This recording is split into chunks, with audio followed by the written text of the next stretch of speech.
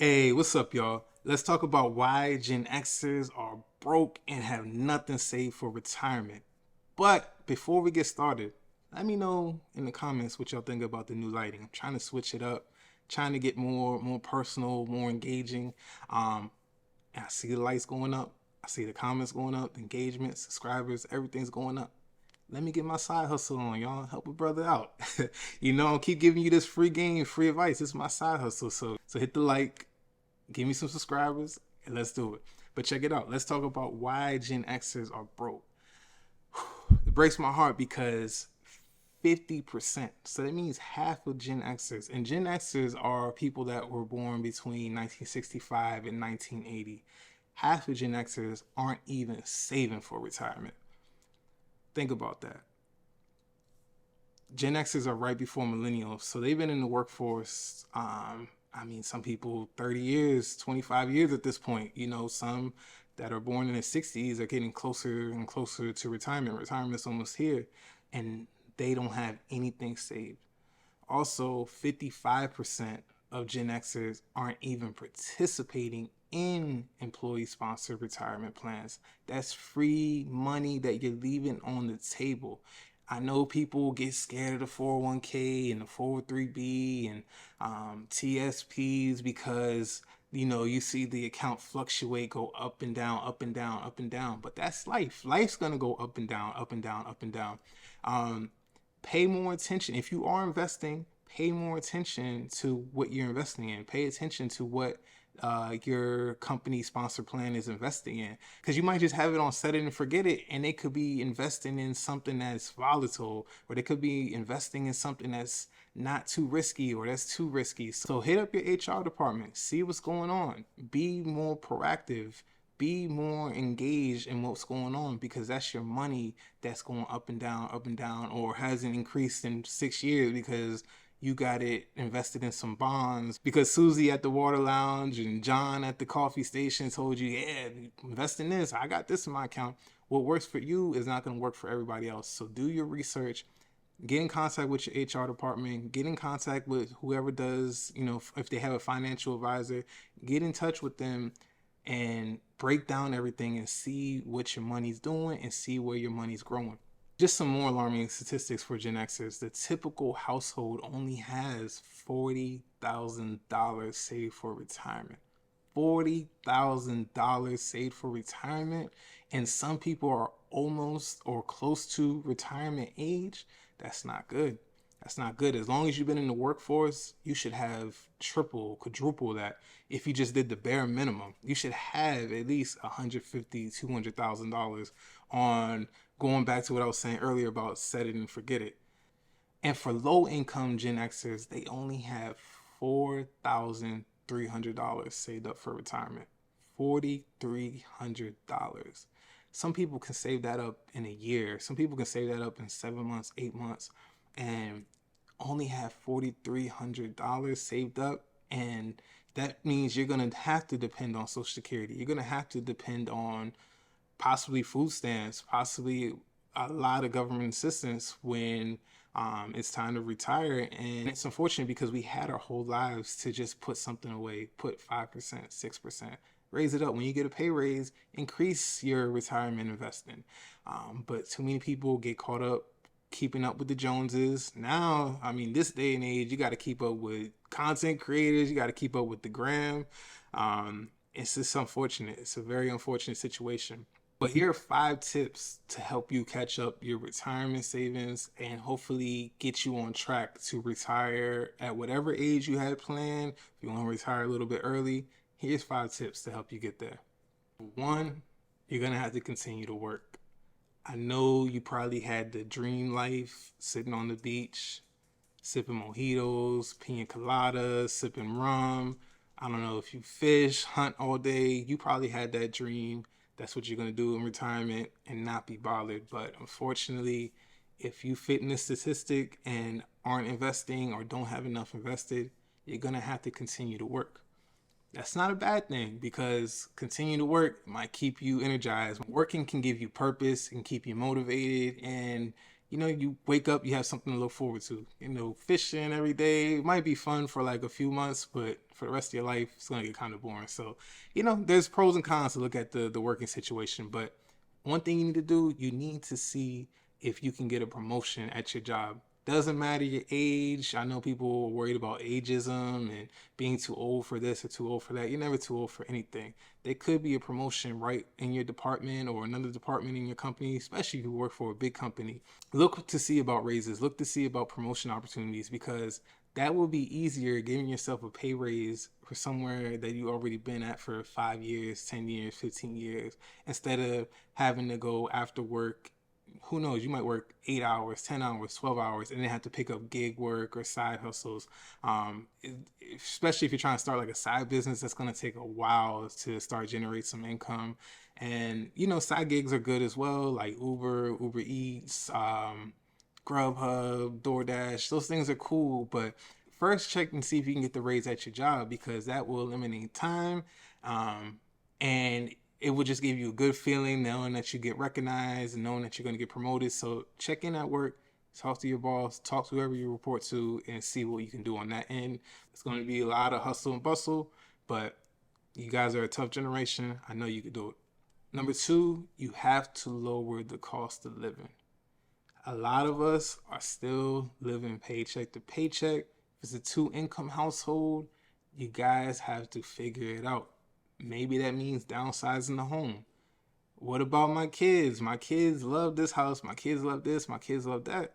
You got to think your kids are going to be responsible taking care of you if you don't take care of yourself now when you're older in life. Financially, I'm not talking about if you get sick. I'm not talking about, God forbid the worst happen. I'm talking about financially. If you don't take care of yourself now, it's going to be your kids' burden when you're older. So take that burden off of them. You might have to sell a car. Why do you have two car payments? Sell one car. Somebody works from home. That person can commute to work. Other person can stay home. Those car payments are killing us. I have a post that went viral on my IG page. Follow my IG here, Better Living Financial, that shows that car payments are killing us.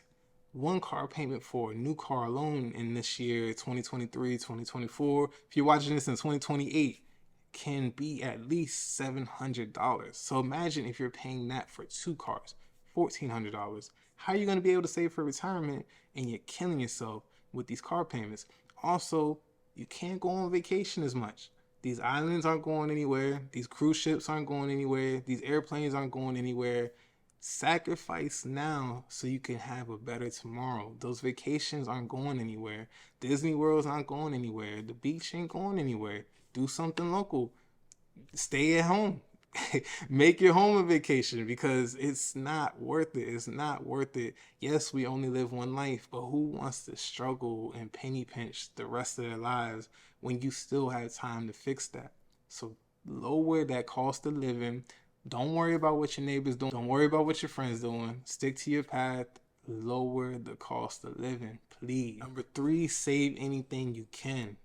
A lot of us are hoarders. Sell some stuff. That way you can save some money. You can start putting money aside. You just don't have to invest in your employer plans. You can open up an IRA. You can open up a Roth IRA and invest on your own. I prefer that method anyway. I only invest up to what the company matches. Everything else, I'm going to be in control of. But save where you can. If you are eating out too much, if you guys go shop at an expensive grocery store, go to a cheaper grocery store. I'm not saying you got to shop at the grocery store the rest of your life.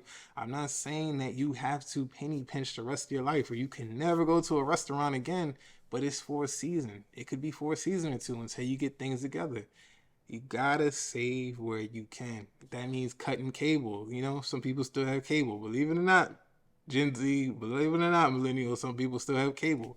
Cut the cable. Get cheaper internet. Cut down on the subscriptions. You gotta cut down on something. I'm telling you, there's money in the budget everywhere. There's money in the budget everywhere. It's just you have to be disciplined. You have to be intentional. And you have to be serious. You gotta find out what's going on. There's apps for it. If you're old school, you like using Excel spreadsheets, you can do a spreadsheet. They have templates for you.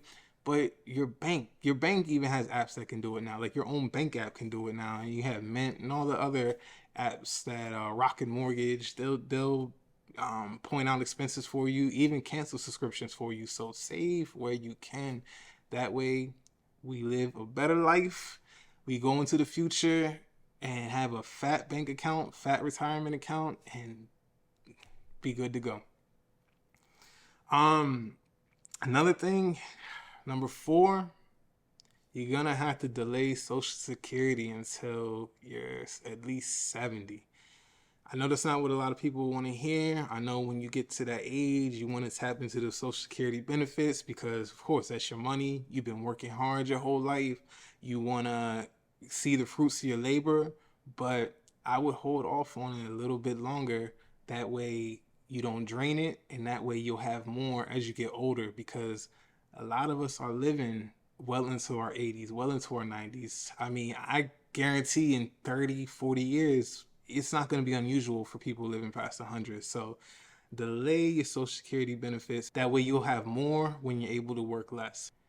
It's not going to be good. It's not going to be good, and you're not going to have anything saved up, and you're going to be tapped out from retirement because you didn't save up enough for retirement, and you're going to be tap out your Social Security because you're not using it as extra income. You're going to supplement it for your everyday income, your 9-to-5 job or whatever, your business. So please delay touching that Social Security until you're 70.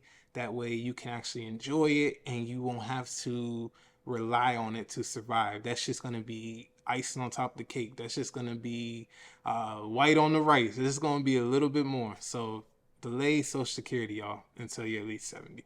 Number 5, please, please, please, please, please, goes back to paying attention to what you're investing in. Pay attention to your financial advisor. Pay attention to whoever is in control of your money. Or if you're in control of your money, don't take those risky investments. Gold, Bitcoin, crypto in general. I like crypto. I'm a fan of it, but that's not going to be your lottery ticket. It's not going to be your get rich quick scheme because you delayed retirement and now you're scrambling. Now you're worried. Now you're panicking. Don't listen to people when they tell you you need to invest in this because guarantee you're going to get 50%, 60% return. Stocks, same thing. Bonds, same thing. Don't take anything that's too risky. Do your research or get somebody that you trust to do the research for you. That way you can see how if it's crypto, how it's performed the last 10 years, the last 15 years. If it's a stock, see how it's performed the last 30, 40 years. Because the last thing you want to do is get desperate. When we're broke, when we're scared, when we're unsure what to do, we do desperate things. But you don't want to give $60,000 to somebody that tells you that they can triple it or quadruple it and you'll have $240,000 in the next 5 or 6 months. It doesn't work like that. It's going to take time. It's going to take years. Just as long as you haven't been saving, it could take you just as long to hit your retirement savings numbers. So please, please, please, please don't be so trustworthy. Don't give money you don't have. Don't put something on the credit card to pay for somebody's course or pay for somebody's stock tips and stock tricks and crypto this, crypto that. Just stay away from it. Go with what's safe. Go with what can give you a nice, decent return, and just do your research. Once you do that, you'll be good to go. All right, guys. I know that was a long one. If you stuck around this long, hit the subscribe button, hit the like button, leave a comment. Especially comment down below how you are on track with your savings and your retirement plan. Are you on track to hit your retirement number? Are you trying to retire early? You trying to hit a certain number, 55, 56? You trying to retire at 40? You trying to retire at 35, 30? Let me know in the comments below. But yeah, these are 5 tips that can hopefully help you catch up with your retirement, save for your retirement, and take it from there. If you have any questions, I'm not a financial advisor, but I can help you as much as I can, or point you in the right direction, give you the resources and the people that you need to talk to. But yeah, it's gonna get worse before it gets better. This economy is getting a little hectic.